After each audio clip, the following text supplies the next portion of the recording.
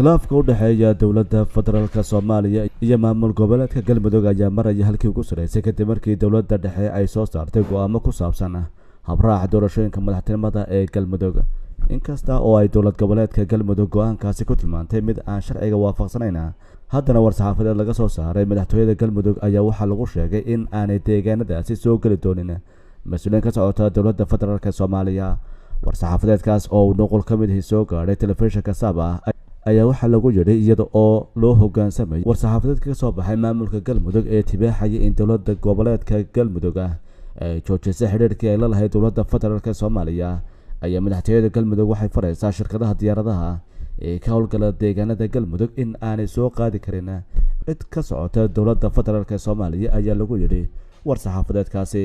wax yar kadib markii uu amarkaasi ka soo baxay madaxtooyada Galmudug ayaa wasiirka wasaaradda arrimaha gudaha iyo federaalka ee xukuumadda Soomaaliya Cabdi Maxamed Sabriye iyo wafdi uu horkacaya ay ka degeen garoonka diyaaradaha ee degmada Guriceel. mas'uuliyiinta la socotay wasiirka iyo kuwa maamulka Galmudug oo warbaahinta la hadlay ayaa yiri waxaan filayaa inay Galmudug u yimaadeen arrimo wada tashi ah sidii caadada ahaydba markii ugu horeysay maahna wasiirka arrimaha gudaha halkan yimaado. waxaan filayaa bishii hore ayuu yimid bilowgeedii, haddana waa nagu soo noqdeen isaga iyo waftigiisu.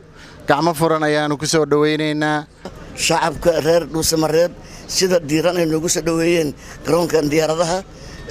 ujeedada aan ka hadlayna wasiirka ayaa ka hadlay.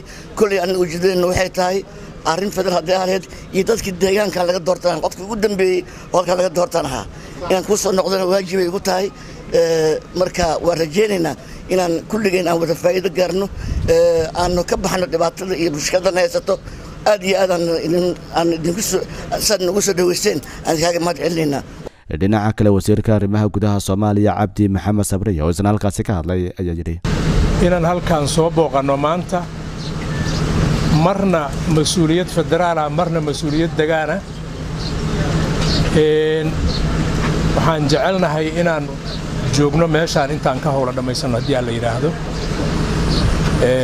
arrimaha aan u nimidna kolla waa mar kalan wadaagi doonaa haddii aan la yiraahdo.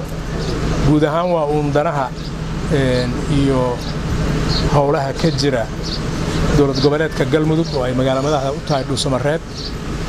waxaan aad iyo aad uga mahad celinaynaa wasiirka iyo akhyaarta kale oo dowlad goboleedka ka midka ah oo halkaan nagu soo dhaweeyay. dhaqanka iyo ciidanka iyo akhyaarta iyo miidiyada inta meeshaan maanta noogu timid oo nagu soo marxabaysay oo dhani waa mahadsan yihiin. khayr iyo guulan u rajaynaynaa Galmudug. insha Allah arrimahan u nimidna waa dhex geli doonaa, wixii jirana waad ogaan doontaan haddii aan la yiraahdo. aad iyo aad u mahadsantihiin. doorashada madaxtinimada maamulka Galmudug oo la filayo inay halkaasi ka dhacaan bilaha soo socda ayaana ilaa hadda muuqan wax waan ah oo laga dhex wado dowladda federaalka Soomaaliya iyo maamulka Galmudug. adeega cusub ee shirkadda Dahabshiil iyo Idahab casriyeynta hanaanka cusub ee xawilaadda Dahabshiil. haddaba macmil adeegan cusub ee casriga ahi waxa uu ku sahlayaa in adiga oo jooga gurigaaga ama goobtaada shaqo aad lacag ugu xawishid asxaabtaada iyo ehelkaaga jooga daafaha dunida.